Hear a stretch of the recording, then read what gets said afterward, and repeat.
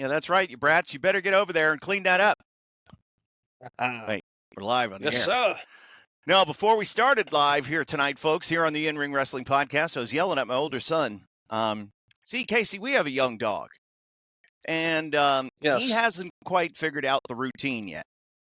So he'll pee like crazy outside, but pooping, he'd prefer to go inside.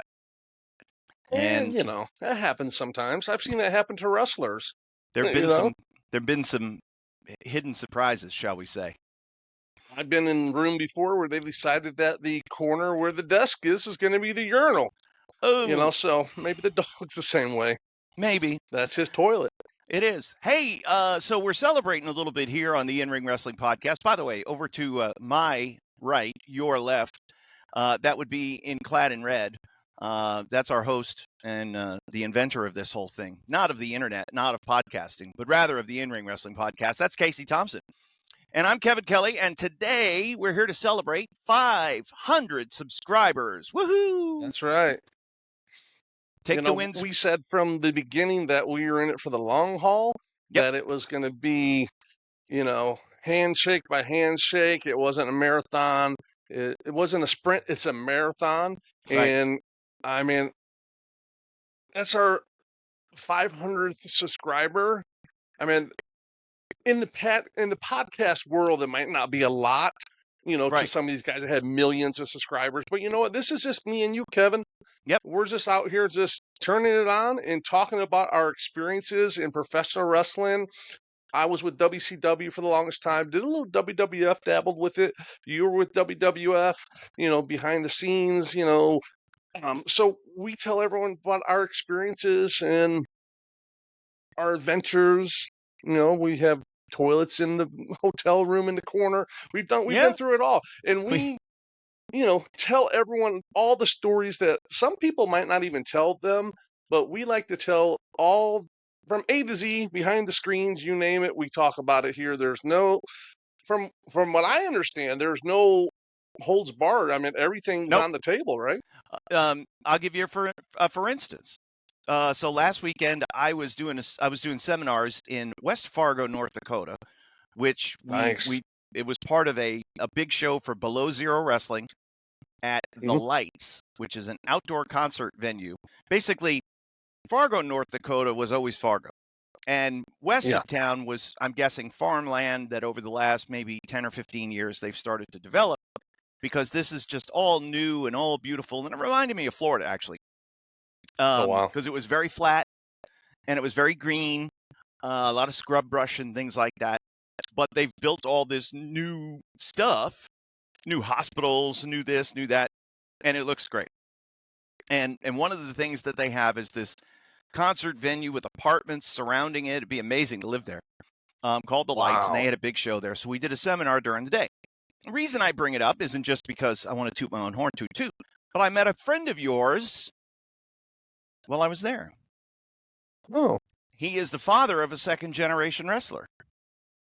Oh, really? He was part of a tag team that mainly would be known for their WWF work, then probably second for their AWA work, and then third WCW. Oh, really? Old school. They were very in their day and in their time. They had some controversy around them for some of the ways they treated the enhancement guys. And I'm talking about Minnesota's own Wayne Bloom. One half he's such an asshole. One half of the Destruction Crew, one half of the Beverly Brothers, and whatever they were called in WCW. Mike Enos was AWA. They were Men at Work, I believe. Yeah, they were something. Yeah, Mike Enos is really, really cool guy. He was Wayne Bloom's tag team partner, and all the time everyone's like, "Oh, you're such an asshole." He's like, "It's not me. It was Wayne." He's like, "I'm always getting heat all the time from everyone talking about us being. And it's always Wayne the asshole." Mike Enos was such a great guy. I used to room with him all the time. Him and Jerry Lynn. Back in the WCW days. So And he was involved in the me breaking the two $60,000 cameras during one Sure. TV match. He was partially involved in it. Of course, I'm the one who got called to the booking office. They were already sliding out behind me. Was he Dick Slater's tag partner? Dickie Slater. He was Slater's tag partner in this fiasco. Yeah. $120,000 worth of damage. Look at you. Yeah, I know. Paul Orndorff just wanted good Christian boys out there. I always love that story. Don't they want to be in the wrestling business? I was like, this is crazy. Good Christian boys. Okay, yeah. Paul. Yeah, well, they all are. Oh, let me tell you something. I never met Wayne Bloom before in my life, and he was nice to me. He was nice to me.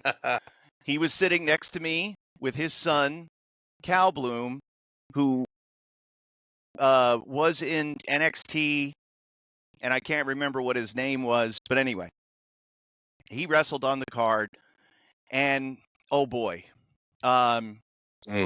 it was a terrible match. It was the worst match on the show by far. And I guess we're not going to have him on the show as a guest. No. Well, it didn't end there. It's okay to have a stinkeroo it happens, right? Everyone has a bad match. You go out there with the best of intentions. You don't plan to have a bad match unless you're Davian Owen and Mankind and Al Snow, and then you were racing to have the worst match of the night. Anyway, we'll tell that story some other time. But when you get done, and I mean, the kid was nice, from all indications, a nice kid, good looking, well built. Like I said, I don't remember what his NXT name was, but I certainly remember the name Cal Bloom because I remember when he got signed because I was like, second generation. Anyway. Oh, he got signed and apparently released. And he had some of the worst footwork I've ever seen. Casey, wow, that's bad. He was slipping, and it's not like the canvas was slippery. It was just like he couldn't get his feet underneath him. And I don't know if he was nervous. He was wrestling a 27-year vet, an older guy. He wears a mask. Super nice dude. And a small guy. It's easy to have small guy, big guy match. Oh, yeah. You stand in the middle. Little guy bounces off of you. Little guy flies. You sell everything. Yeah. It wasn't good. Wow. Now you chalk it up. Did he know it, or did he think it was good? Just you wait. Oh. Just you wait. Oh, wow. Because Wayne Bloom had the nerve to go to the promoter and ask for more money after this fiasco. For him or his son? Well, it was implied that it was for the son, but obviously Wayne was looking for a little payday. Well, I helped lay out the match. Was Wayne part of the show, or is this there with his son?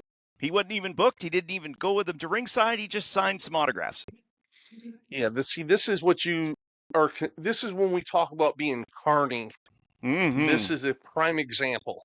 This was super carny. And it was so carny, a part of me felt almost like, I don't want to say refreshed by it, but like, this is what it used to be like. This is why people didn't want to. Guys are all dying off, so yeah, it's probably a little refreshing to see someone that is still keeping the gimmick going, you know? Keep the tradition alive. This used to happen all the time, folks, when you booked a name, when you booked a legend, when you booked a so-and-so on a third-party booking or whatever.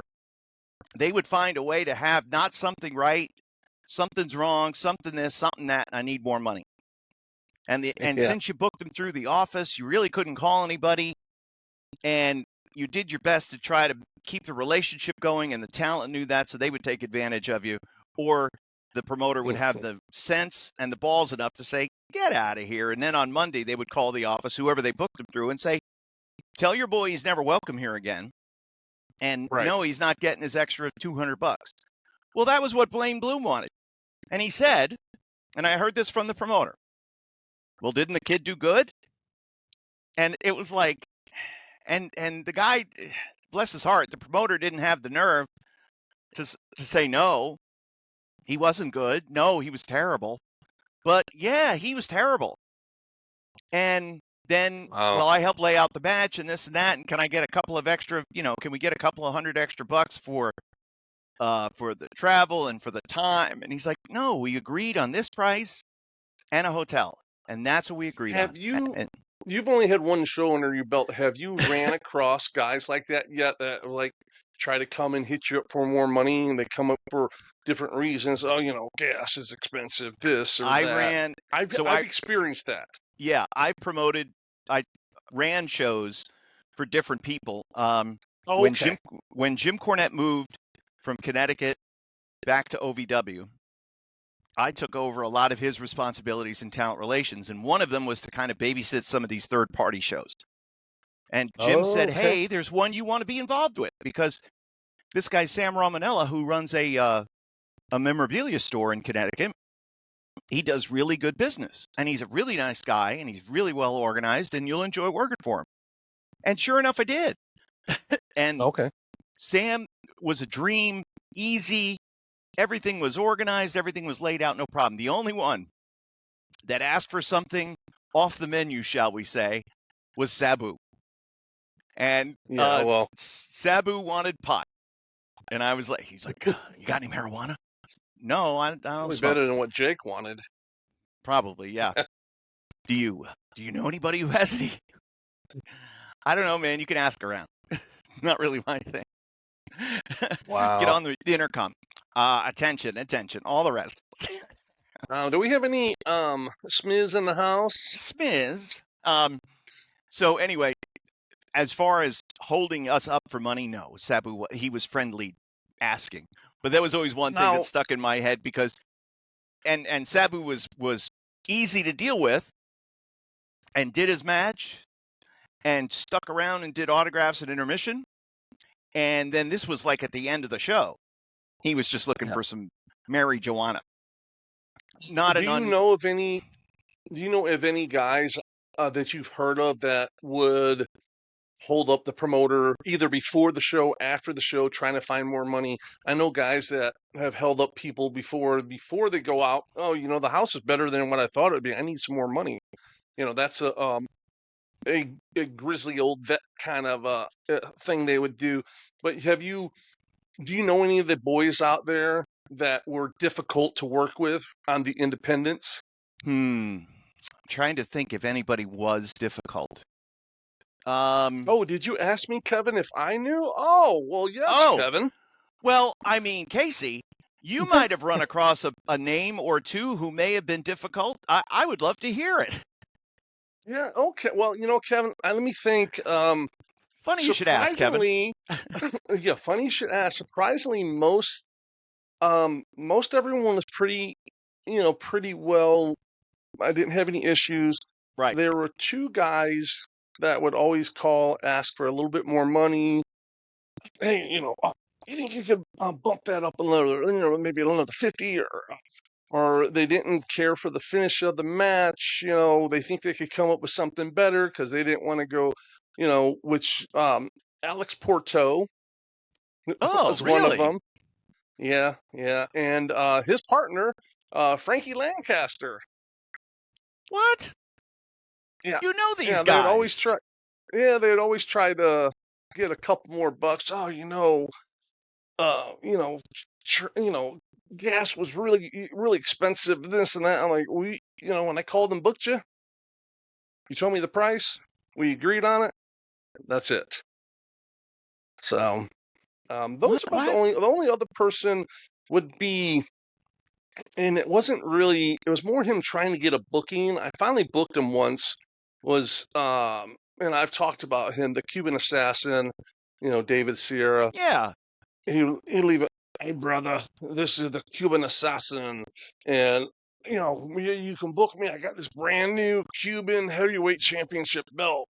I can bring that on the show, and this and that. I booked him once for, you were on the show. I booked him and put him against, I think Simon Diamond and maybe Johnny Swinger with Antonio Banks, which was now MVP.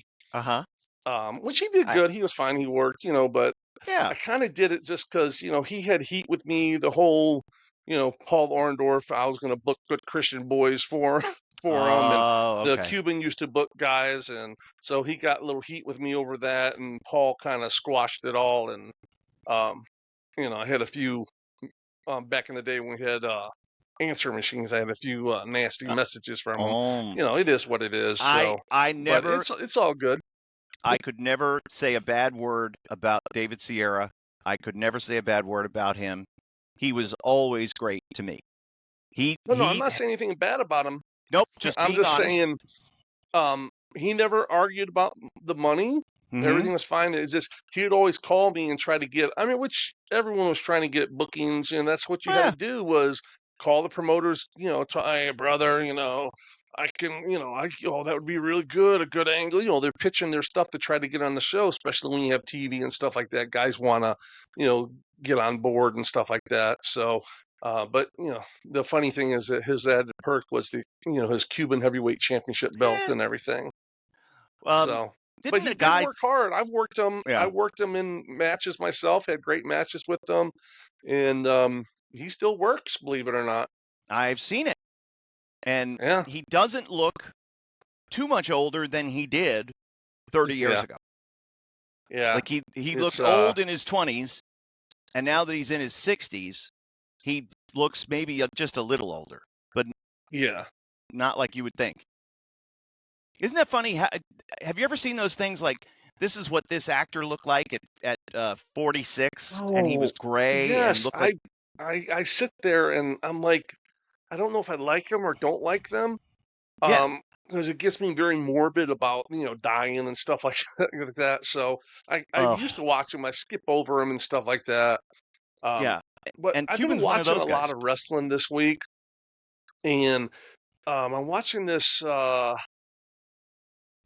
Me and my girl's been watching the latest, the season 7 or 6, whichever, the latest season of Dark Side of the Ring. So we've been watching that. That's pretty interesting. Then I started watching on YouTube last night. It was some documentary, some guy, um, NWF or something Superstars. He had like a documentary, and it had everyone in the world on it because he's used everyone in the world. I think he's a Pennsylvania guy. Um, Oh, was it Jimmy Dio? no, what's his name? That's good. I should have wrote it down.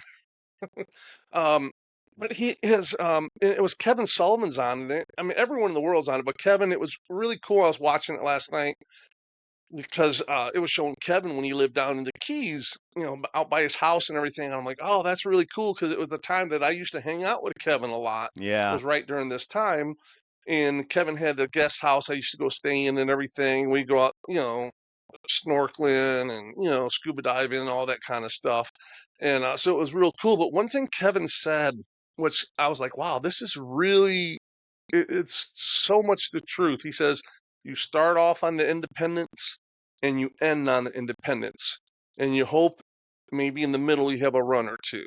Yep. And it's so true, those words right there. It is.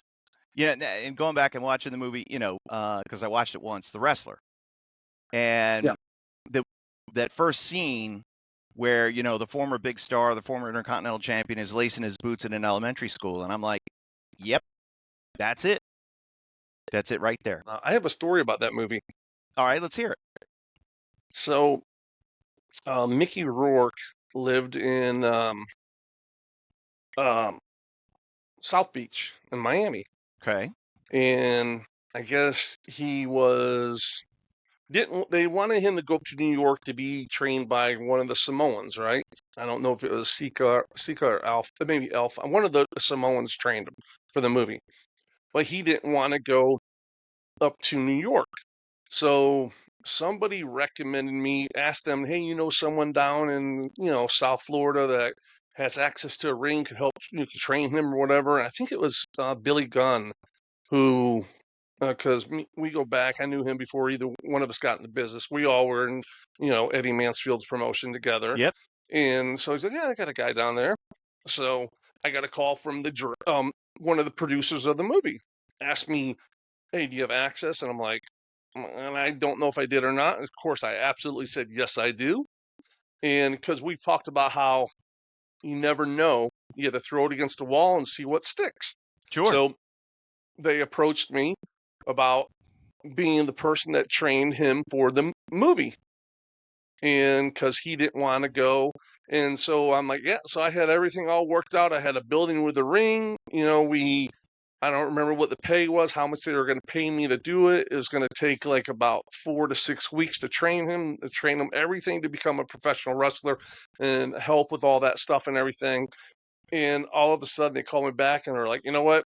We appreciate all your help and everything, but either he's going to go, we're sending him to New York, either he's going up there or was just going to go a different route, but he's going to go to New York to get trained. I'm like, okay. So it was kind of cool, that, yeah, one of those almost opportunities. You and I would have been in the same movie. I did voiceover work for the wrestler. Oh, did you? Oh, I did. wow.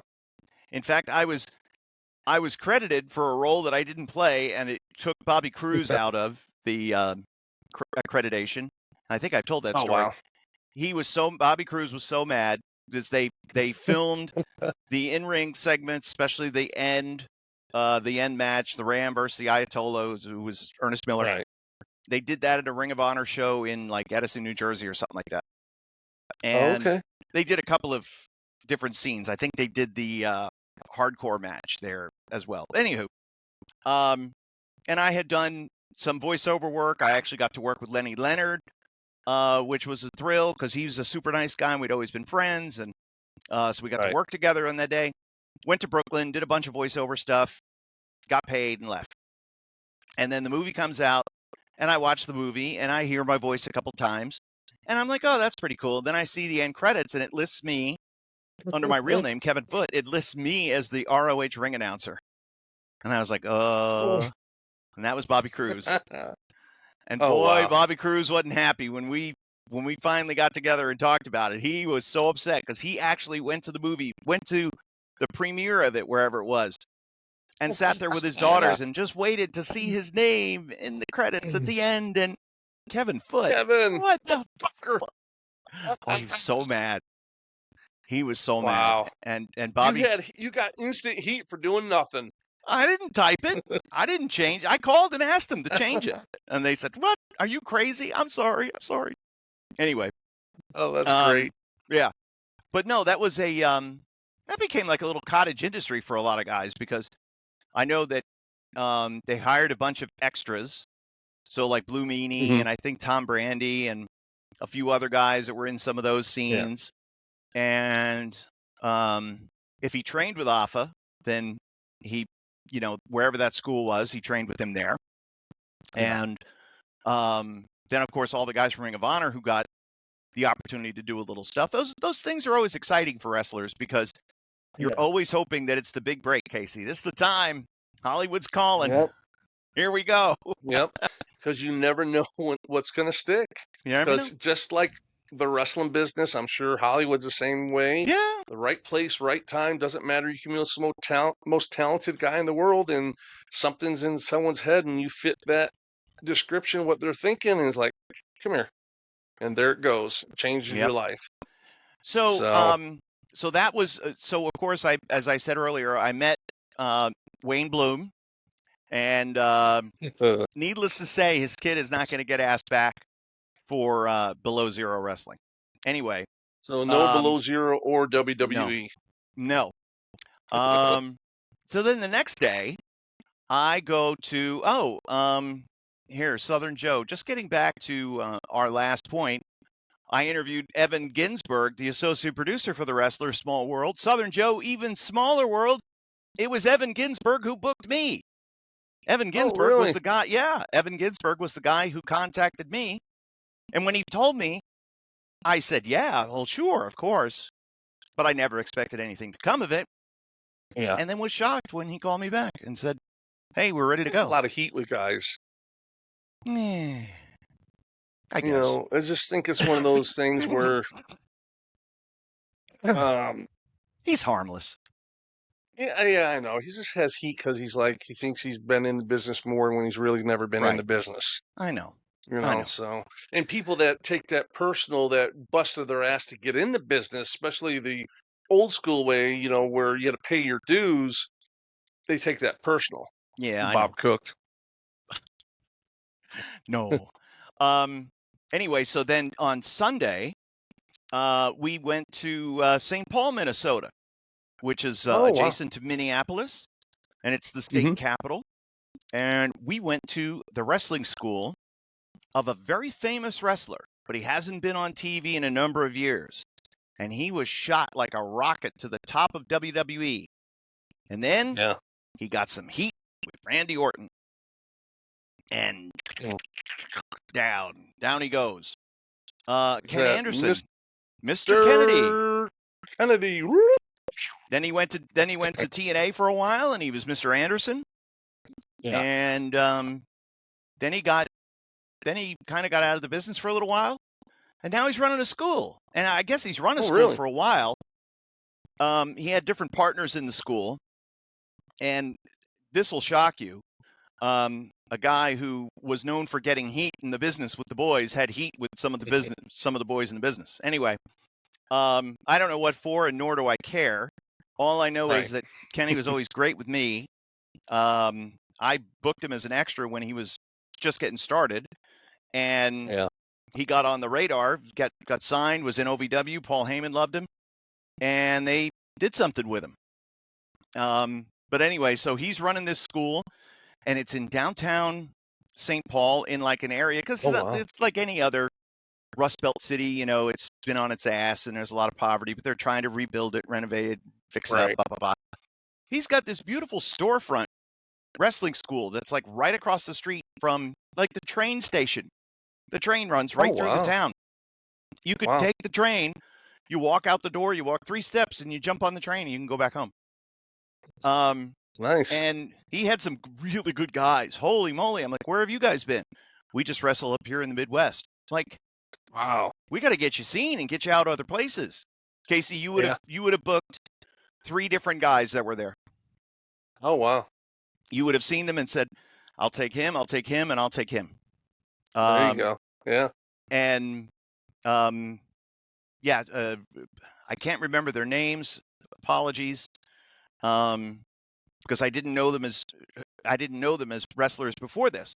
But I was really impressed with what they did. Their fundamentals are really good. Kenny's an excellent teacher, and I want to wish him the best of luck. So you'll see, and Ken is, getting back out there. He's doing some appearances. So if you get a chance, go out there and see him. And he was in a movie. I didn't even know he was in a movie. One of those WWF productions. And I didn't, kind of like the Marine or whatever. He has the movie. Yeah. He's got a movie poster for it. He's getting ready to, because they literally just moved into this school and they just got the all clear to start. Yeah, they're just decorating and doing all the stuff. They're going to decorate it, and it's got everything that you would need to be a good wrestling school. It's got weights. It's got a ring. It's, like I said, it's downtown, so it's close to things. And it's air conditioned, it's heated, so it's a 4-season building, and I think he's going to do really well there. His wife is terrific. She's his business partner. She's from Australia originally.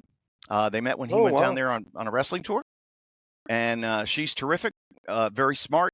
I think they're going to do really well in this new space. But it was a fun weekend, getting to travel and getting to do all these things. Man, did my show lose its... all those places?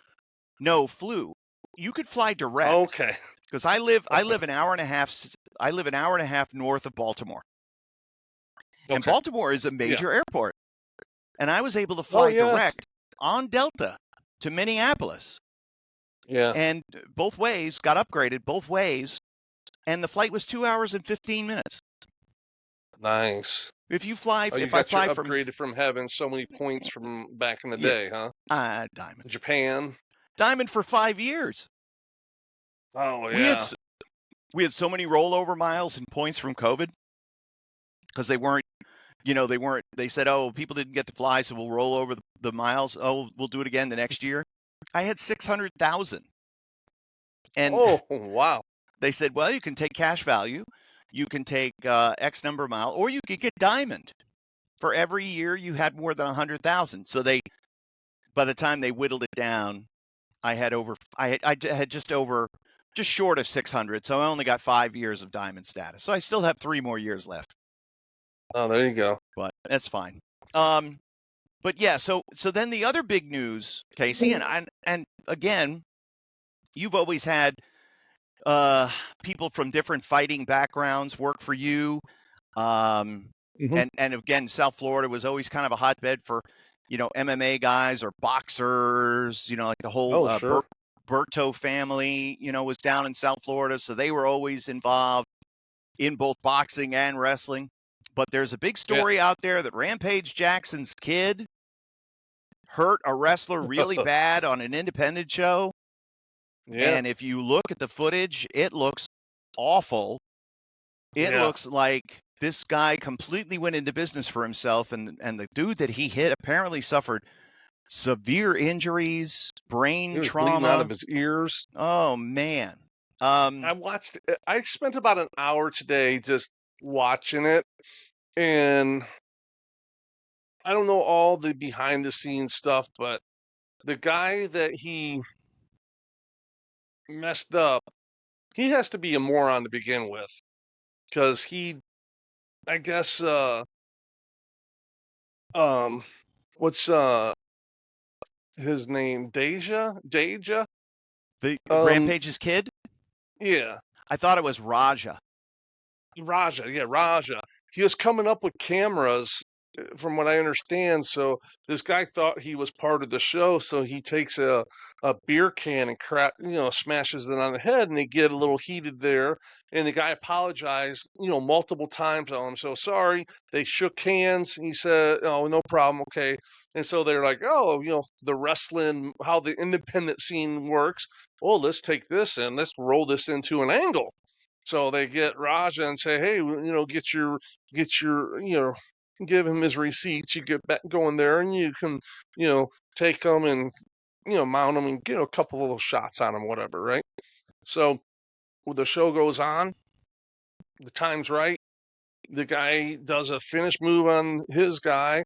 Raja gets in the ring. It looks like he did like a sidewalk slam and slammed him on the side of his head, because when he hit that mat, he was knocked out. Yeah. And he mounted him and I think it was 22 punches before someone stopped it. And this dude was out when he hit the mat, he was already out.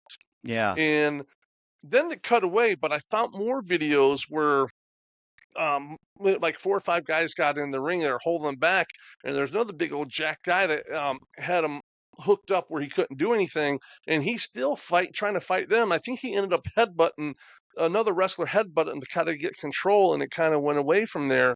There's a lot of talk on social media, people expressing their opinions, and man, he definitely went into business for himself, and man, that looks like he could definitely serve a little time in prison for that attack. Do you know what it state? Definitely was premeditated. Right. What state was it in? Tennessee. Well, there is an athletic commission in Tennessee, and it's not very strict. Oh, okay. It was Knoxville Pro or something like that, the wrestling. Well, unfortunately, those people are going to have to deal with a lawsuit. And I would imagine everyone's getting sued. It's not like it. Hey, listen, it's not like it used to be when we broke in. We would do things to protect the business in that regard, and guys would you would really get talked out of. You realize if you take this to court, you're going to have to expose the business. Maybe I won't go. Speaking of that, I watched an old People's Court with some big old Titanic guy suing another guy, big old fat guy in a dress, for $600. He countersued him for $900, said he didn't train him and all kinds of stuff. It was the drizzling shits of all reality TV. And it was so bad, I watched the whole thing. That's how bad it was. That's how bad. Yeah, it was like, and I was like, I pray that neither one of them are in the wrestling business, because they were the type of people that just make the business look really bad, unfortunately, there's more of those people than there are people like us nowadays. Yeah, because during my time, I would actually be that asshole that would, you know what, you don't deserve to be in the business. You don't respect it. You didn't pay your dues. You don't show respect to anyone. So I'll just beat their ass, and hopefully they just go away. They quit. I ran off a lot of people. I tried to protect it as much as I could the way I was taught, and I had some guys that were legit badasses that were mentors and broke me in. So um what happened is the next generation kind of, it's all what it is. It is what it is. Just let Right. them be. And now I say they allowed them to get into the business, and it's kind of, that's what we got now. Yeah. And it's scary when you think about it, because again, what you're training and what you're teaching is, as we saw with Rampage Jackson's son, you have Yeah. someone's life in your hands. And Yeah. if this guy doesn't die, what kind of quality of life is he going to have? What kind of brain damage did he suffer? Sure. And nowadays, the business ain't like it used to be, where it was protected. Now this guy is going to name names. He's going to tell exactly what happened, and they've got all the footage to back it up. Oh, So there's stuff of him afterwards. There's stuff with Rampage watching it at a bar, watching the video, and like freaking out. I've seen all kinds of stuff. Yeah. yeah, But this kid looks like a kid. He's an entitled kid that doesn't respect um the law of the land. That looks like he's just going to end up in, you know, a degenerate that's going to end up getting in trouble down the road if he doesn't get in trouble for this. I shut it off. I couldn't watch it after the first couple of punches because I hate that stuff. But 22. the first thought I had was what Travis Scott did to Cody Rhodes. Oh yeah. And I was like, the fact that Travis Scott went away and wasn't involved anymore after WrestleMania, to me, was like probably the best for everybody.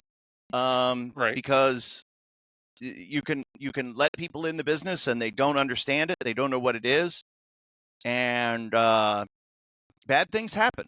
A lot of bad things can happen. Yeah. Everybody's going to get sued. The building's going to get sued. The commission's going to get sued. Who insured the bill? Did they have insurance? If they did, it was legit liability insurance, or just like, here's a photocopy of it. Nowadays it's so easy to get insurance. By the way, for a show, I was able to get insurance like a couple days before, and you just order it online, and it was like $314. So download the certificate and print it out. They show it.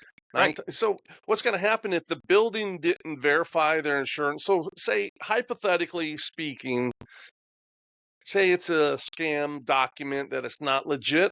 That means the building's going to be held accountable for everything. Yep.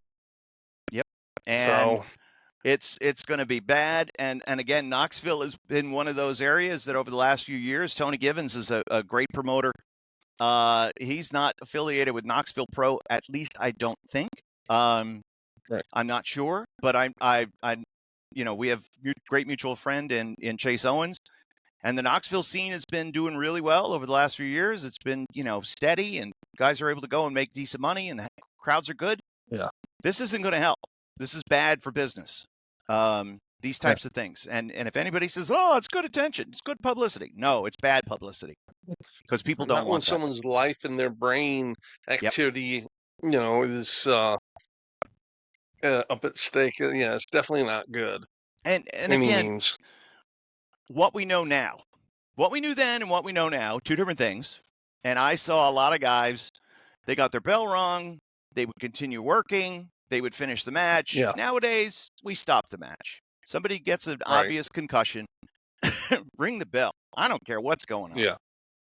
Ring the bell, we're stopping the match because this athlete has gotten a concussion. And not one person in the crowd is going to go, "Oh, bullshit." Because everybody knows what we know now, that concussions are real, CTE is real.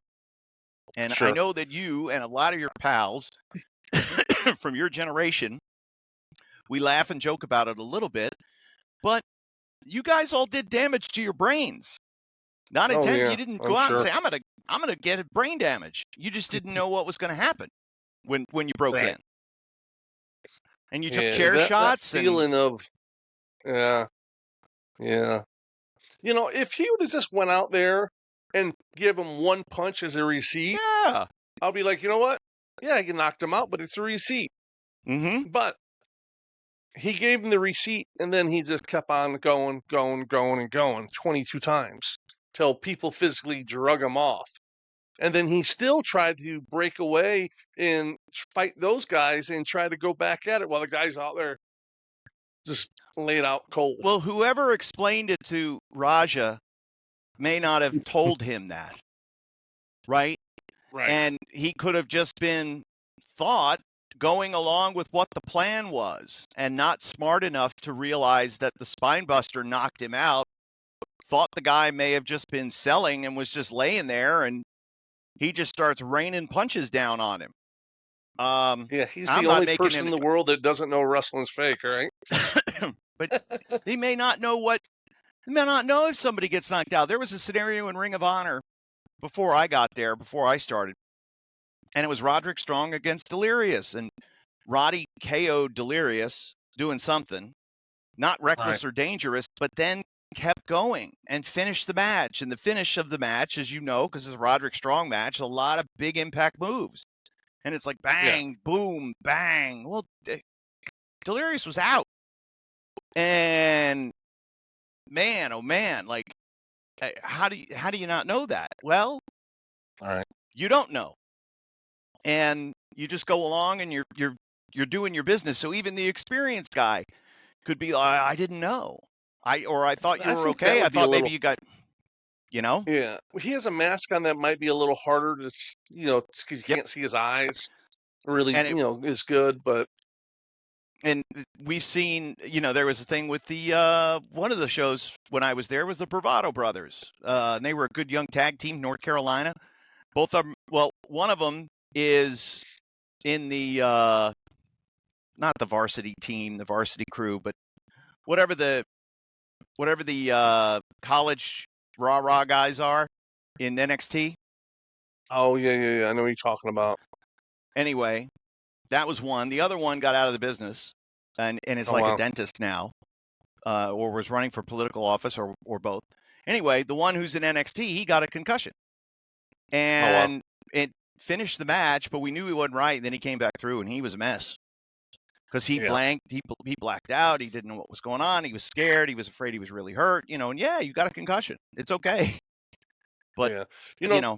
Speaking of that YouTube video I'm watching about wrestling, an old name here that we both know, really well.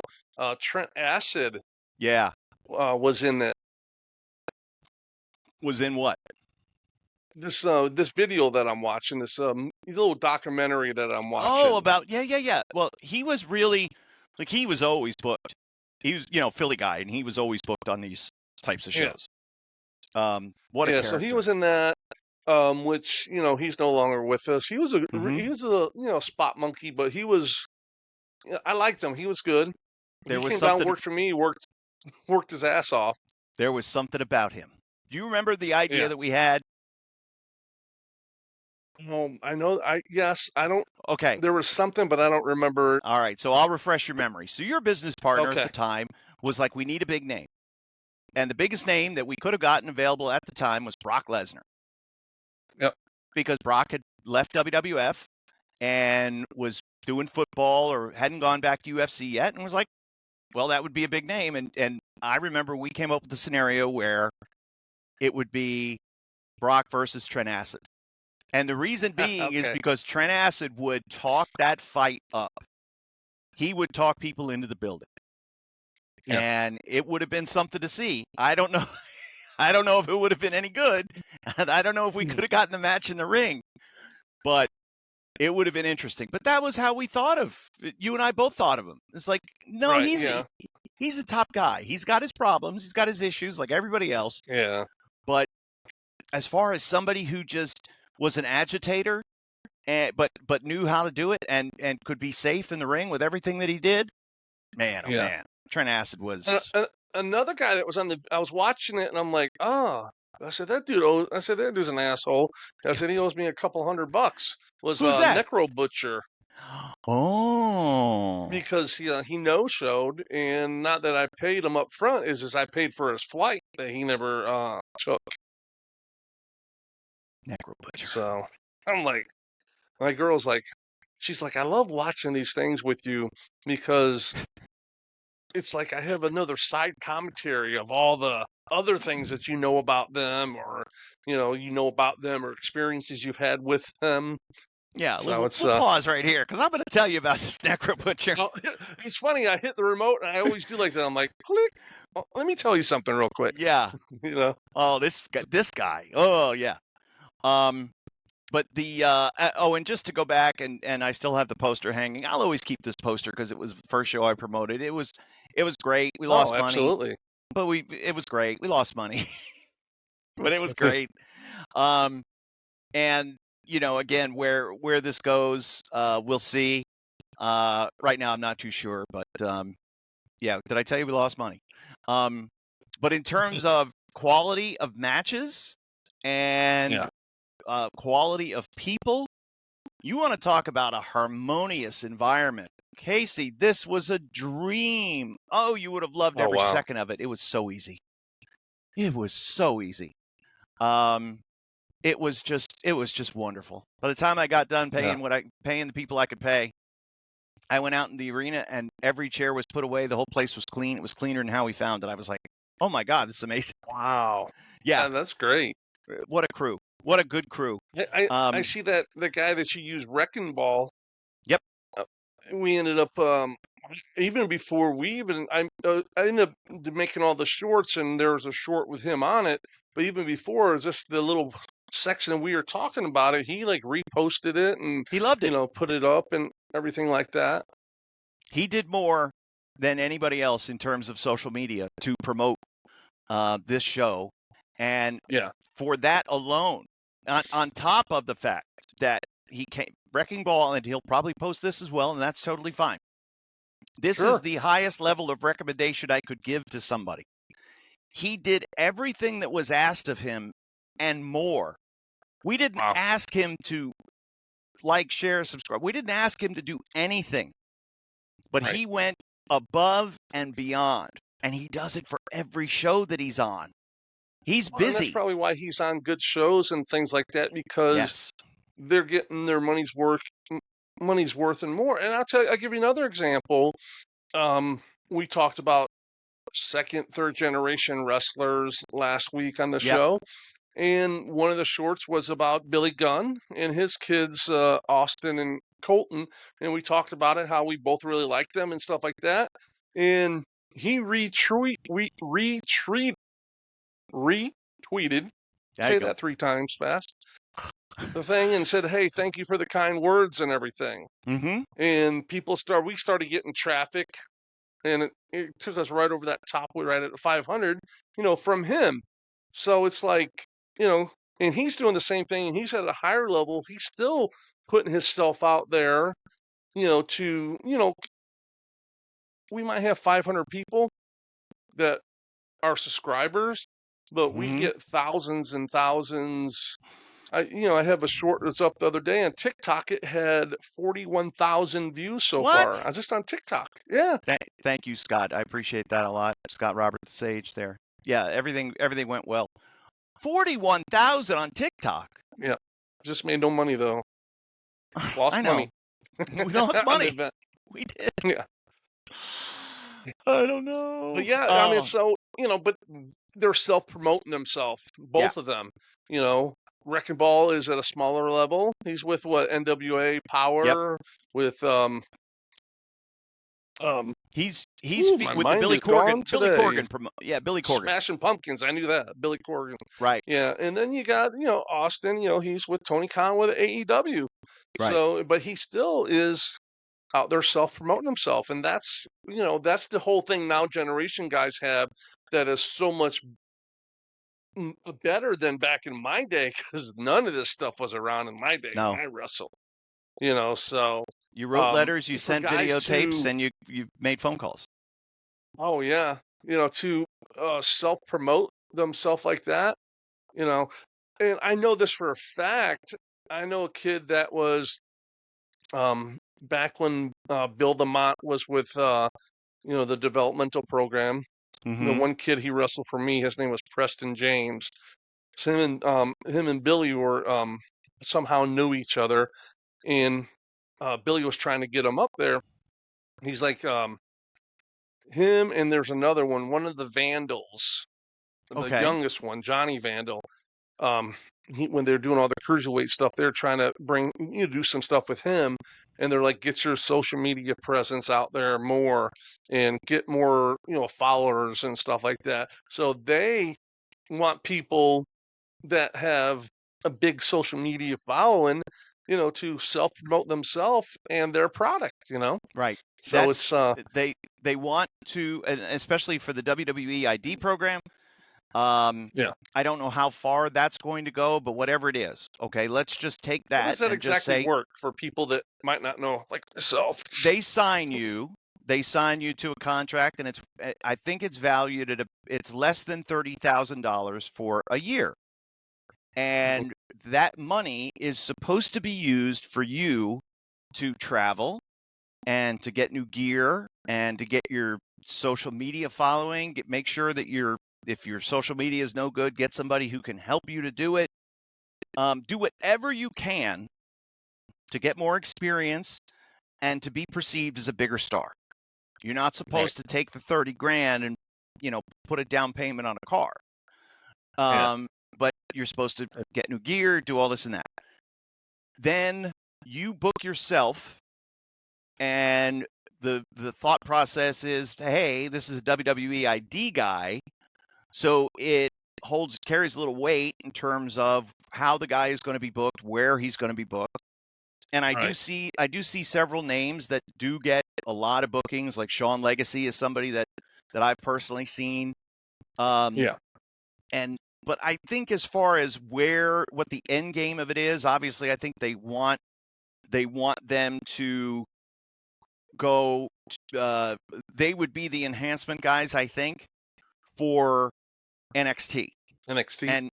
and Evolve is where For Evolve would be the Evolve. TV product where the WWE ID guys would go and be seen.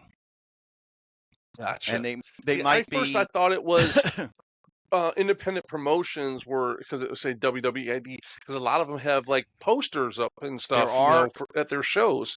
several affiliated schools, including one in the New England area, run by Oh, okay. Scott. Oh gosh, I'm blanking on his last name. I've known him for Yeah, 25 Scott years. Blank and whatever his name is. Scott Yeah, Blank that's him. and Mike Hollow, Yeah. Mike Hollow was down at the PC, or had he either went to the PC and took pictures with some guys, or some of the guys from the PC went up there and took pictures there. I'm not quite sure. I think I saw that picture. Yep, it was like Yeah. Ivar, our boy Hanson, and Mike Hollow. And Mike Hollow is a guy that if you've been around New England wrestling over the past 20 years, you know the name. Mike Hollow is, he's been a trainer. He used to wrestle. He was wrestled for all the independents, did a lot of jobs on TV, and never was a star, but always was Scott Reed. Thank you, Scott. Thank you, Scott Reed. There we go, Reed. And he also wonders that I'm shocked Kerry Morton isn't inked to a bigger deal. Well, I think Kerry Morton gets guaranteed money from the NWA. So I don't think it's a question of isn't inked to a bigger deal, but he's already got a fairly, I wouldn't say it's get rich, but he's probably What are the making, NWA guys making, you think? probably 200 to 300 a TV show, a taping. Oh, really? Yeah. So they're not under a weekly deal. They're under a per show. Yeah. Perhaps. And they'll do I guess they do like at least 2 or 3 episodes of TV. So they're not getting rich, but it's, it's probably the best payday of their weekend. And it helps them, Right. you would think, to get a little notoriety, certainly get a little tape that they could post, because it's going to look good, because it's television quality. But nobody's getting rich. The only guys that are getting rich are those in either WWE or AEW. They're the get richers. Yeah, I was hearing the talk about Chris Jericho is making what, $6 million a year from AEW, and now I guess he's going back to WWE. Is the word? And I guess he still has a couple months left, so he's sitting at home collecting his money. Yep. For whatever reason it was, the technicality that he would make more if he was on more. I don't know what the deal was, but he's making a good living still. Very good living. And deserves it.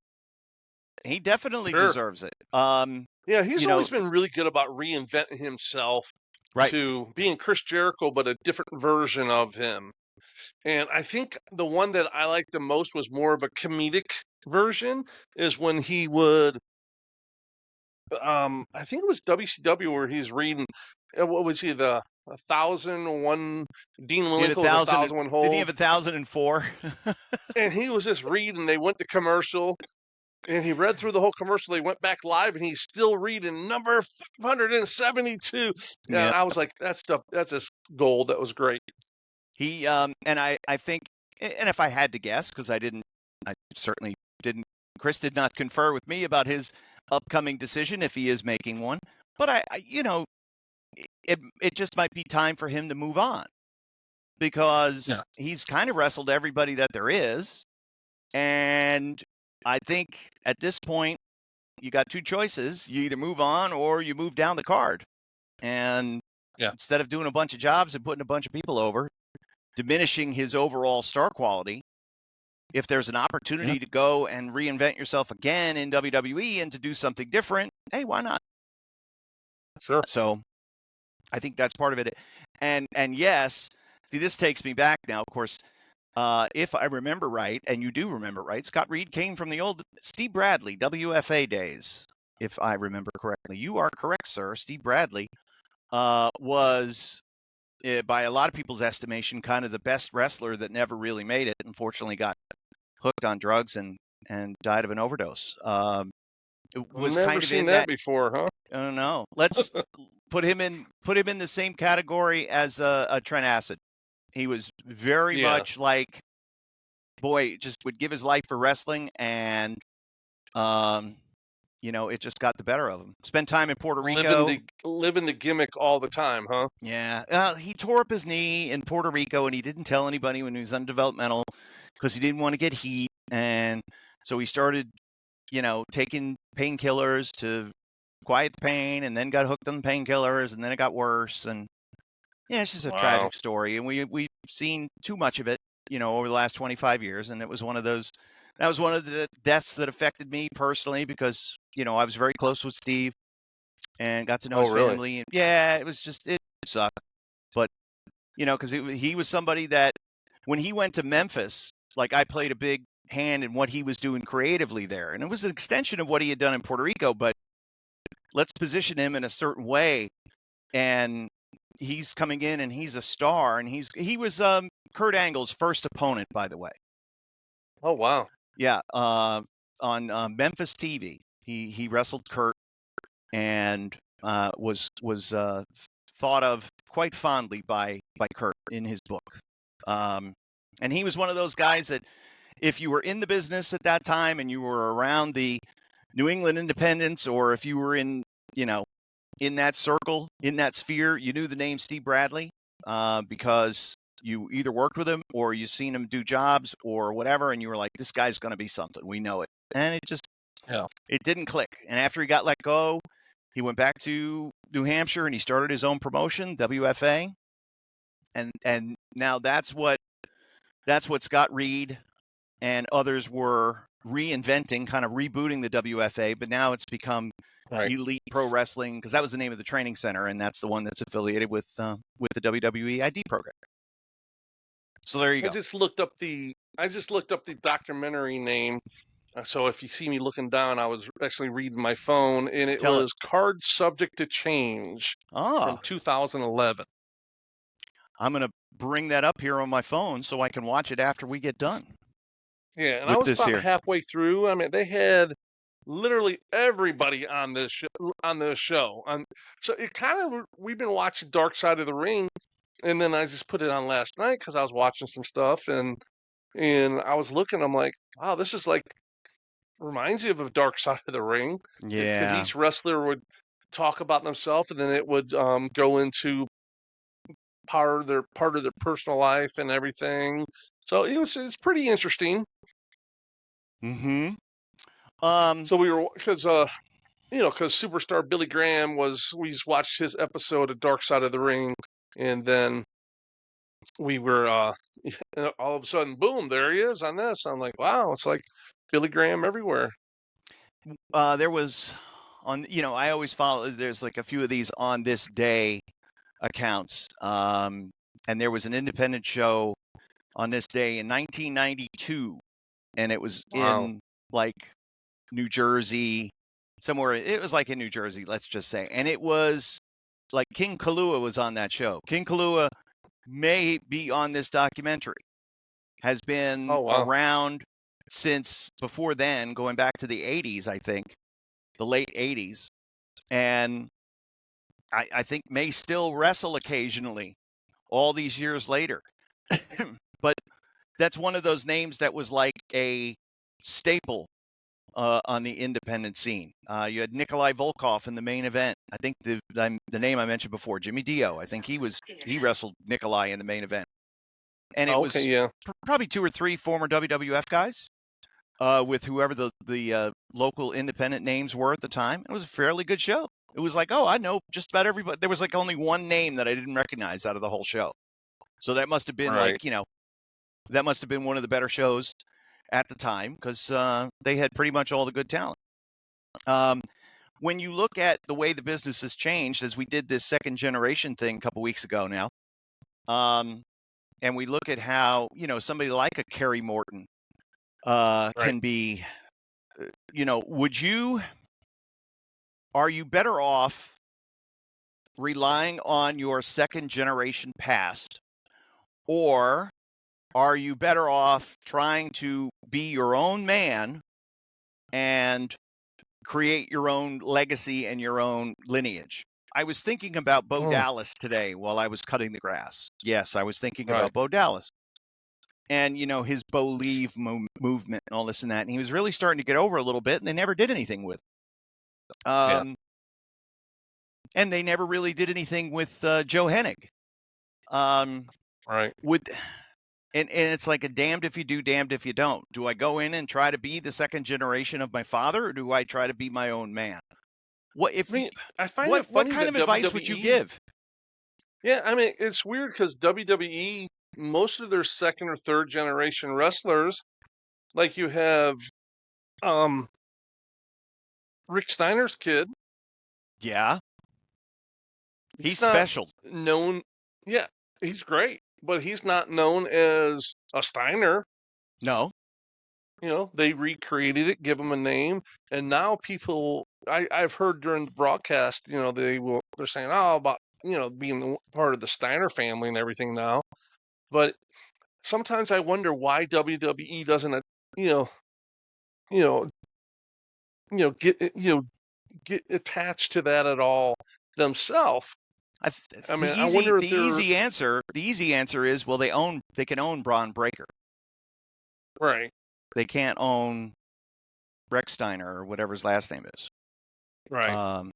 So it seems almost too simplistic to say that's the reason. But is there a thought process behind it? Is it, well, it's going to make it easier for you to get over if you're not in your dad's, you know, big shadow.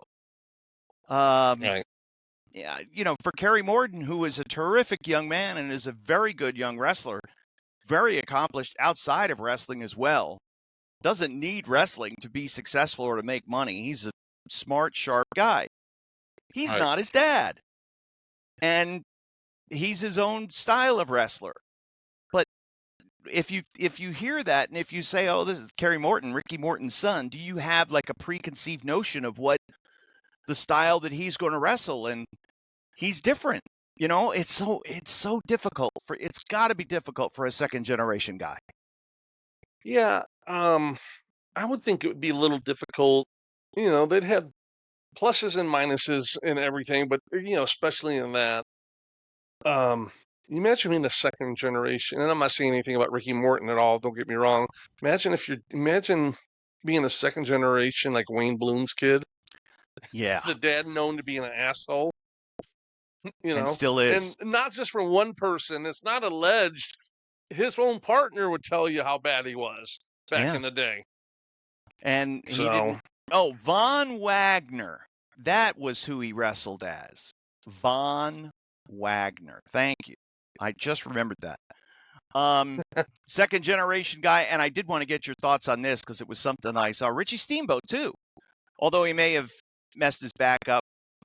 Perhaps Scott, I can't remember. I know he's out of the business now, but he's very active on social media and he posts a lot of his dad's memorabilia and cool things. Did you see the copy yes, of the check yeah, from WrestleMania 3? yeah, 50 grand. yeah. I actually read it. I thought it said 5,000. Oh, Jesus. Okay, so when you realized it was 50, did you say too much, Yeah, it made not more enough? sense. Just Um, I think it's on par. yeah, You know, if you're not Hogan or in Hogan's match, you're not going to make that next level money back in those days. right, right. I mean, that's why everyone strives so much. That's why Jake was so mad because he never had those runs with Hogan like he should have to make that big money. You know, a, Jake was an incredible wrestler, second generation wrestler. Also, his dad being Grizzly Smith, which I guess if everyone learned from Dark Side of the Ring was such a scumbag. God, what an And awful human. and I've worked with Grizzly a lot back in WCW. He was one of the agents then when I first started. Jesus. And yeah, no one knew about this stuff. No. It's and you look at those things and now okay, so did Jake not get the chance to work with Hogan because they may have thought Jake was a little unreliable? Maybe. Uh, I don't well, know. yeah, that could be it. You know, yes, Jake is because Jake was getting over too much and Hogan didn't Oh, want it, which is believable, I guess, because we've all seen that Hulk is, that doesn't work for me, brother, kind of thing. You know, sure. Hulk is going to look, Hulk always looked out for himself. That's the most important thing. But we all know from history that he always took care of all of his boys and his clique. Yes. He always did. And yeah, listen, there were some shows that Hogan was on and it wasn't always an immediate sellout. I've been really diving back Yeah. into the archives of WWF matches from like 85, 86. And it's the full episode, it's the full show. Like they did TV for Prism, which was the local cable channel. They had one for MSG, they did one for Boston Garden Yeah. on Yeah. Nesson, and they did the Philly Spectrum shows on Prism. And they had local crew, local announcers, and it was like, oh, I can't remember the guy's name. Dick something or other was the play-by-play guy, and Monsoon was sort of the color analyst, just to keep the boat in the water. But Yeah. Hogan wrestled on a show, and I think it was Hogan and Patera, and the story was, as we look back in history, 2 days later, Ken Patera went away to prison for his throwing a boulder through a McDonald's window. So he had to start serving his sentence 2 days after this match, and it was Wow. like it was the only time he ever got a shot at. He never got another shot at the WWF Championship after this, and Hogan only beat him with a roll up, and it was like I think they just wanted to send him out on a high note and not beat Hogan him with the roll clean. up. Hogan knew how to do a roll up. That's He did. gets me the He most. he How rolled did him it up. look? It looked like a roll up. It looked just fine. I think Jerry Briscoe would have approved. Oh, okay. But he didn't beat him with the leg drop. And Wow. but it didn't draw either. There were only 6,000 people in the Philly Spectrum, and they had done like Wow. 11, 12 up to 19. They had a lot of ups and downs in Philly. It wasn't necessarily a sellout, but this was a Hogan tour, and Yeah. it didn't have a lot on the undercard. It was really just Hogan. Dick Graham, thank you. This Scott, I'm telling you, thank you. Dick Graham.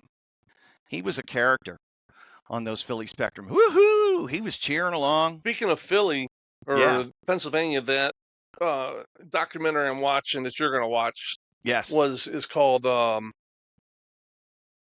Did you say National Wrestling Superstars is the name of the promotion. I don't know if you're familiar with it or not. You'll probably know the guy when you see him. Card Subject to Change documentary. And I will watch that. Yeah, it's I got about 25 minutes left. I thought it was I was doing show prep where I can familiarize myself with more of the wrestling stuff. You know what it does is it actually brings up stories. There's our boy Trent Acid. Yes, sir.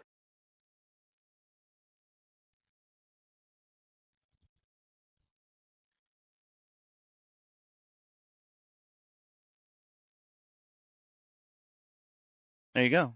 Yeah, it was good. I liked it because it brought back a lot of memories. Seeing Kevin in that time, the way he looked and everything. It was when I spent a lot of time hanging with him. Right when he opened his gym, Froggy's Fitness, down in the Keys, and so it's like it was cool. He is cool. All right, so we've covered, I think, everything. Obviously, the news that we need to be talking about. Do you think AEW intentionally or unintentionally inflated the market and did irreparable harm to the wrestling industry? That was one of the assertions that's been made from the WWE camp as of late. One of the reasons why they want to put AEW out of business. What do you think about that? What do you mean inflate the market by paying guys too much? Overpaying wrestlers. Well, and I don't think that was. No, the way I look at it is, Tony Khan was a fanboy of wrestling. He was probably a fantasy booker back in the day. Probably was sat there and wrote formats of shows that he, wanted to see and do. I think he did. So the fact that his dad is a multi-billionaire, he has fuck you money. So to get the talent that he's got, the names and everyone he got, well, you know what? You got to have that kind of money for people to get behind you and believe. Because if he was just a guy that was trying, they'll get behind you, but they wouldn't be 100% like there because they know the money's going to run out eventually, right? Well, when you know that the money's never going to run out, they'll do whatever. And you can tell that they do whatever because the product it's not my cup of tea, shall we say. It doesn't always make sense. You work there, Kevin. You could explain it a lot better than me.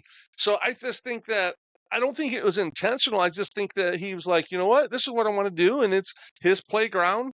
It's his ball, and if he doesn't like it, he can go home with it because he's the one that controls it. So I don't think it was an intentional thing. I think it was just that, you know what, I can do it, and for me to be able to get these guys to do it, I spend some money, and it's not going to hurt me. It's not going to hurt my family.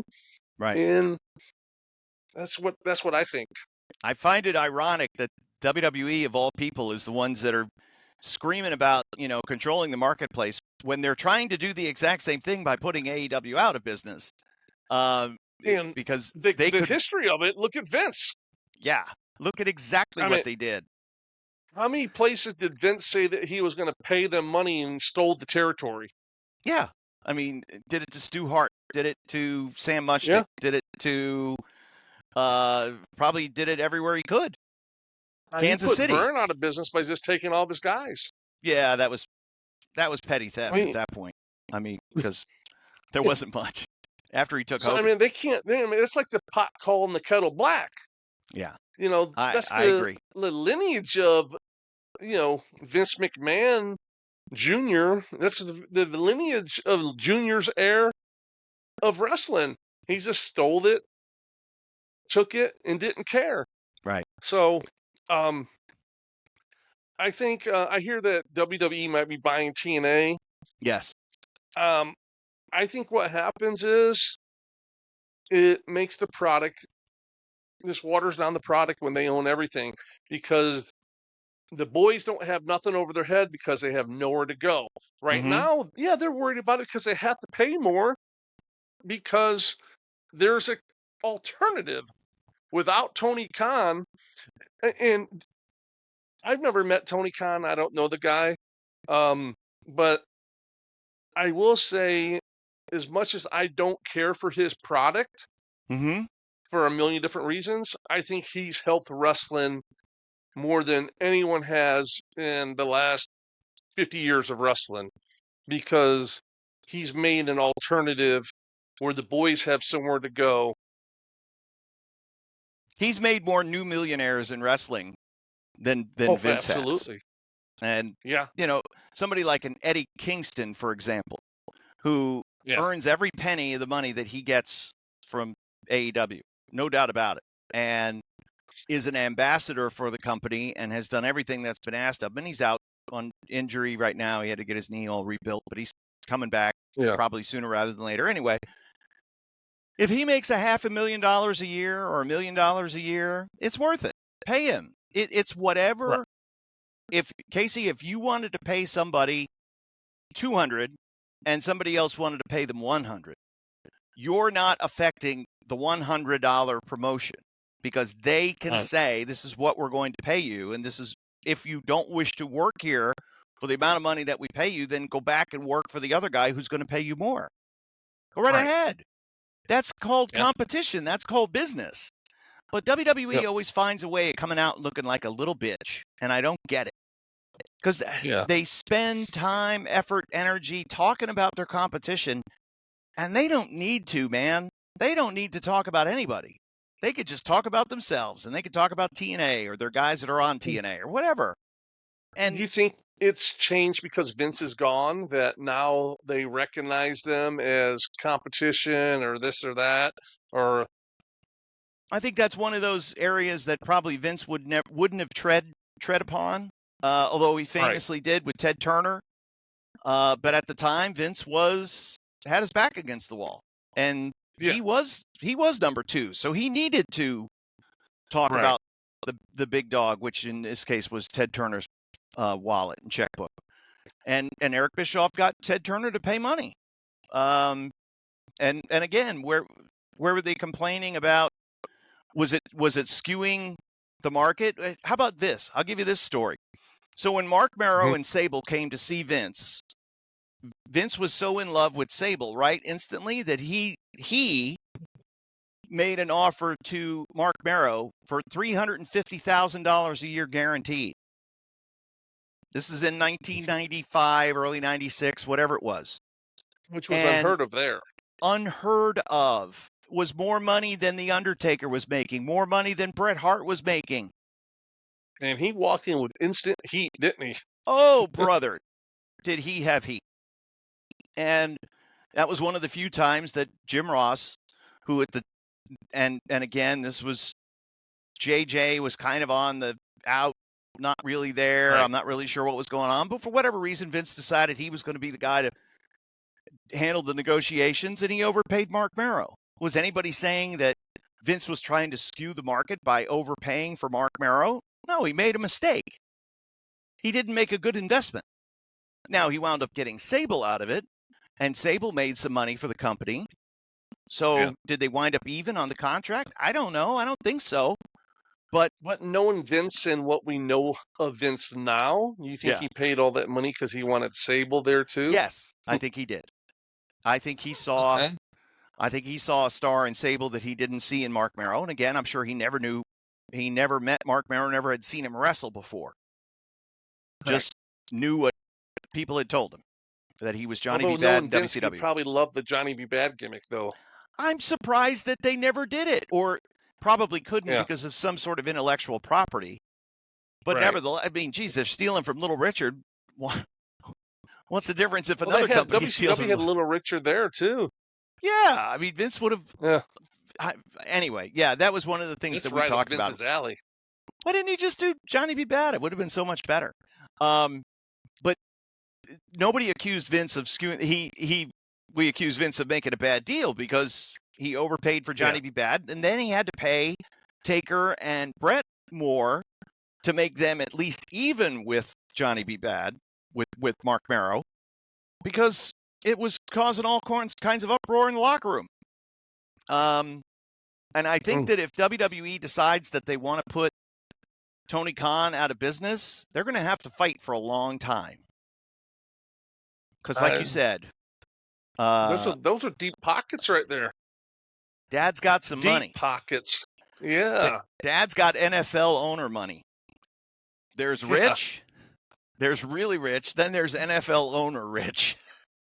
I could be wrong, but the money he's playing with, isn't it his inheritance? It's not even his dad's fortune. Well, yeah, I mean, that's probably one way of looking at it. I'm not quite sure how he wants to he wants to turn a profit, but yeah. And are they this way? I was thinking the other day, in my head, I had it all figured out that if I had $5 million, actually $1,140,000 a year, I could run a 4 to 5 day a week territory with TV in Florida. All right, so let's like get the that. Old championship wrestling, huh? Why don't we just start? What do we got to do to get this money? I'm working on it. Well, listen, I'm laying the foundation, and I figured 5 years that would cover $5 million. That would cover for 5 years, and if 5 years I couldn't be sustainable, then I just need to go away anyhow. Yeah. But for 5 years, I could have it covered where I could have a full roster full time, and they would be making Memphis money, $750 a week, or better than Memphis actually. Yeah. Memphis was $40.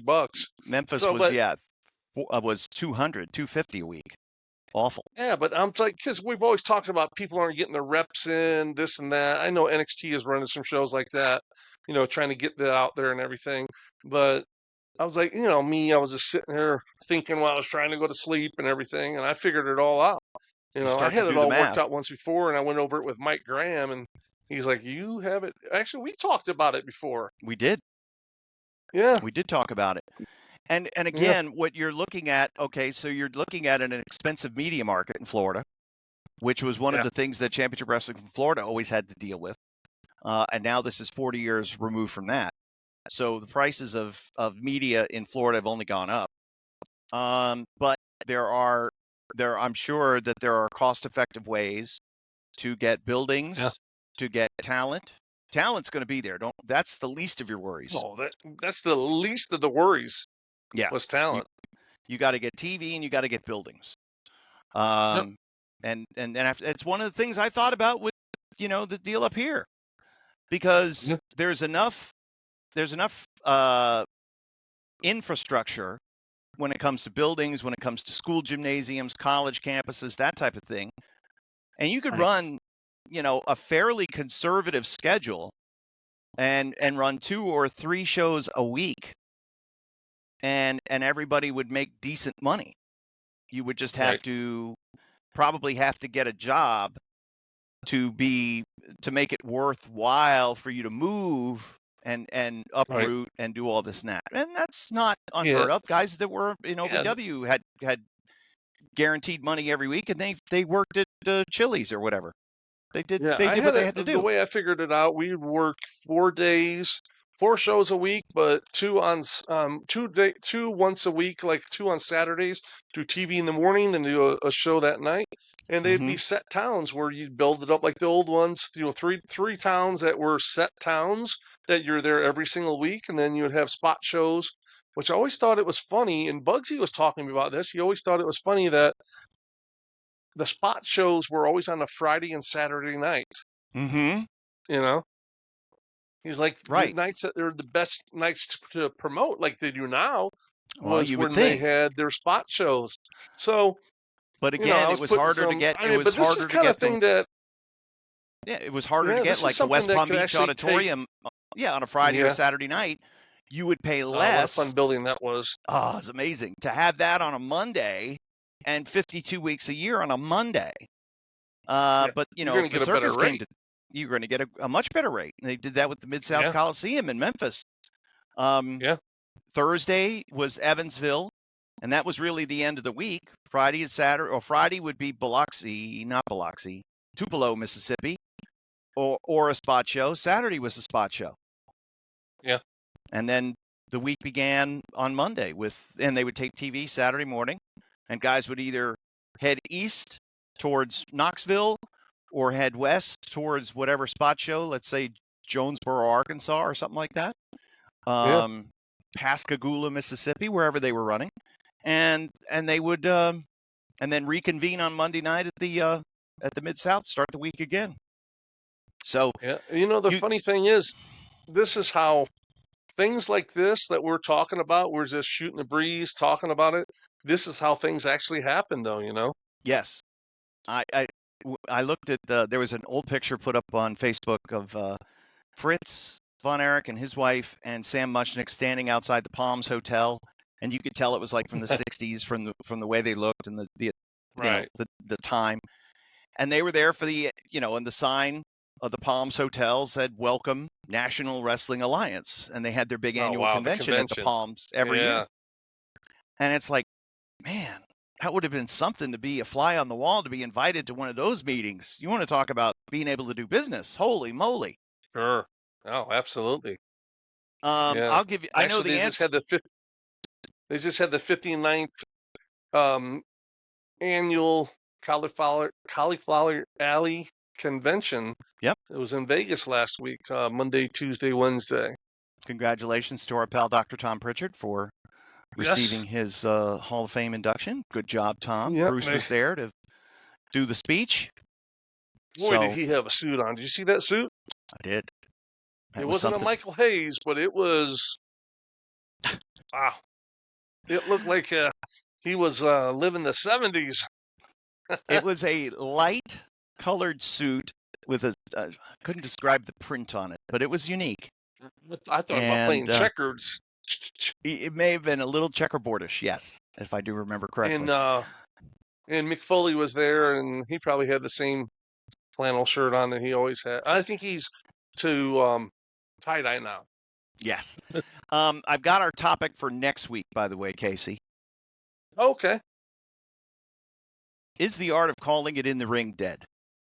I want you next week. Let's talk. And by the way, thank you, Scott, for all of your comments and suggestions here during the show. Let's talk about Scott. Where are you from? Yes, where is Scott from? Where are you located? Where do you hail from? He knows a lot. He says he's been a fan since '88, but he hasn't watched anything nationwide in a year. '70s to '90s is my jam. The modern stuff bores me. But he knew Dick Graham, so he could be from the Northeast. Where is Scott from? Right. But let's talk about that next week. Let's talk about what it was like to call it in the ring, and let's explain it to the fans who may not truly understand how much is called in the ring, what was called in the back, what the differences were, how you approached it as a heel, how you approached it as the veteran, or how you approached it as the newcomer, the young guy who had to listen to the veteran. I would love to hear about that next week. So dust off the memory bank. You got a week to prepare. I gotta have what is it, melatonin? Not melatonin. That puts you to sleep. Melatonin puts you. Well, I think when I sleep though. That's why we need a sponsorship with Alpha Brain. We need a good sponsorship with Alpha Brain. I don't need a sponsorship with Blue Chew. We don't need that. Maybe you do, Casey. I'm fine. But whatever, if there's something that enhances our brains, that's what we need. Yeah. That's why Alpha Brain would be a great sponsor for this show. 500 subscribers and growing. Yes. Probably not what they're looking for yet, but hey, we're getting there. He was a he was a New Englander, and he was in the Indies for a bit, as he says here.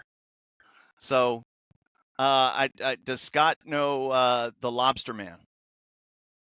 Jeff Costa. That's because he's like a legend. we need to try to get him on this show. I need to introduce you to the Lobster Man. I don't know if he would. I got to make this happen though. Jeff Costa was a Kowalski guy. He was trained specifically by Walter Kowalski, and he worked in some of the smaller territories. He was never a big star, but he wrestled quite frequently in Canada. He did a lot of work with Emile Dupree in the Maritimes. He also worked in Vancouver, Al Tomko and those guys out west, and then came back east. And he set up shop as a trainer and trained a lot of great guys, and is one of the classic. You want to talk about Carney with a small C, but just a delight. Like, just his stories are what propels a lot of us on dark days. And all of my dealings with Jeff are secondhand. Like, I know all the stories because I've heard them so frequently. Yeah. But like the first time he ran a show, he called up guys, and Brutal Bob was one of them. And it's time to pay the guys. Everybody knows Costa and Maverick Wild. Yes, you're exactly right, Scott. Maverick Wild was his right-hand man. And Mav has done a lot of things, telling Jeff Costa stories over the year. So anyway, Jeff Costa he's running his first show. And you go in to get paid, and he's got a gun on the desk. And it's like, why do you have a gun, Jeff? Well, I don't know, you guys. You might try something. They're $25, But there's just so many of those classic stories that if we have Jeff on and he's, of the storytelling mindset, sometimes he is, sometimes he's not, because he's very protective of the business and great respect. Right. Like, he's one that taught. He ran for president. Lobster Man ran for president because there was a guy named Wolfman, one of his guys, who won $60 million in the lottery, and that became a financier for a lot of his endeavors. Anyway, but like Jeff is very protective of the business, and it was like, well, just let him know we only have 500 subscribers, so not many people are going to watch it. So we should be okay in that. He'll be fine. Regards. You'll be fine, Jeff. But like, how they used to have a finish room. Yeah. And you would go in there with your opponent, and you would talk away from everybody else, and you would be very politely asked if you wouldn't mind putting your opponent over tonight. And it was up to you to say yes or no, because it was your business. Nowadays, here's the show. I just want to thank everybody for being here. Match one. You probably get a text like a week before. Oh, yeah. You're going over on him, and he's going to go over on this one, or the sheet's underlined with who's going to win. It's like, don't you know how to protect anybody's business anymore? No, because none of these people do. But anyway, that was the lesson that I learned indirectly through Jeff. Cool. I'll work on that. I'll see if we can do that. But next week, we're going to talk about the art of calling it in the ring, because only you could tell that story, Casey. I can't. I can only say what I know from hearing from other guys like you. So you're going to teach all of us next week, and I'm really looking forward to it. All right. And I have a guest that we are just trying to figure out the scheduling. So, well, good. Is it a big name? Because I'm not dealing with any of these ham and eggers like I got. Yeah. He was and is and still a big name in wrestling. Well, good. Get Paul on the phone. Make it happen. Exactly. Who's your football team, by the way, as we go to NFL season? Who's your NFL team? You got one? No, sir. Not a football fan. I played every sport there is. I just can't watch sports on TV. I just can't do it. I played everything.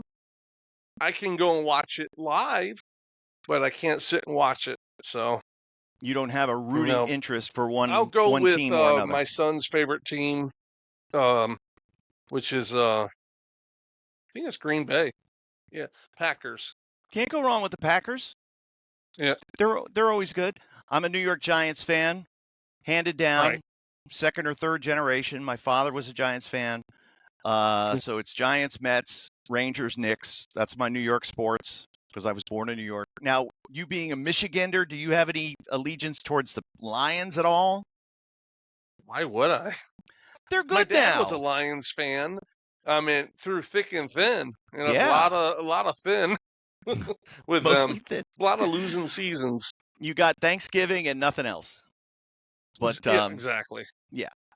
Okay. Well, and again, as a Florida State grad, all eyes will be on the TV next Saturday at 3:30 against Alabama in the newly renovated Doak Campbell Stadium, and a newly renovated team after their 2-10 disaster last year. I don't know any of the play. Like it's a whole new team. Like they have an entirely new offensive line, Casey. They have. I think they turned like 70% of the team over, and that you can do that now with NIL. You can send guys on their way and bring new players in. NIL, it's so crazy. It's just crazy. They're all professional athletes now at a lower level. It's crazy. Yeah, it is. I am a big fan of the WNBA. Really? The shorts with what's her name? Angel Reese. These ones like they're me-bound. Me-bound is her shooting and missing and getting the rebound. They call her me-bounds. They're like, how can she miss 10 games and still be in the top 4 or 5 for turnovers? Because she's for the season and miss the last 10 games. Oh. And Caitlin Clark is the white girl that is shooting the threes from the men's NBA regulation. I mean, she's like, they show attendance is up and everything. I just love watching the shorts about those two and all that. So they're just clowning on Angel Reese. I guess the latest thing is that Brittany Griner allegedly got DNA tested over in Russia. She's actually a male. What? And not a female. Yeah, Damn. It's crazy. What's in these Russian DNA But they're tests? all protesting. They want to make more money. Meanwhile, they haven't ever turned a profit. The NBA's been funneling them, financing them. So but listen, the upcoming women's professional hockey league, they've sold, I swear it's a thing, and they've sold, I don't know what, 14,000 season tickets in Denver. So never heard of it. Yeah, it's going to be a thing. Now that we talked about it, my phone's going to hear it, and I'm going to start seeing advertisements for it. You will start seeing it because that's how the intrusive nature of Facebook works. But all right, so next week we're going to talk about calling it in the ring. Some of you fans may go, I've never heard of that. What do you mean by that? Or we hear a little bit of it. Casey's going to explain it to you like it's wrestling school. Like we're going to wrestling school next week, Casey, and you're going to teach us all how to do this and what we would be listening for and what it sounded like and the pros and cons, et cetera, et cetera. I can't wait to learn. Perfect. I'll be melatonin up and ready to go. Melatonin. All right. Well, that's going to do it for this edition of the In-Ring Wrestling Podcast. Of course, as always, we thank you for watching right here on YouTube. Of course, you can like. It helps the algorithms if you just hit the like button. And, of course, you can subscribe so that you will always be a part of what we're doing. Hit that little bell notification in case we decide to jump in live. You never know when. If there's late-breaking news, we might be here to try to fix it. So wherever you see us, however you hear about us, whatever you're doing, we thank you. And 500-plus subscribers, we thank all of you, and we look forward to continuing to deliver content to you that you feel is worth your while, and have that number keeps on growing, Casey, as we get towards 1 million. 1,000 is the next goal. Oh, 1,000 is the next goal. Okay, all right. We're going to take over the world eventually. Eventually. So just one person at a time. One person at a time. All right, so for Casey Thompson, I'm Kevin Kelly. We'll see you next week right here on the In-Ring Wrestling Podcast.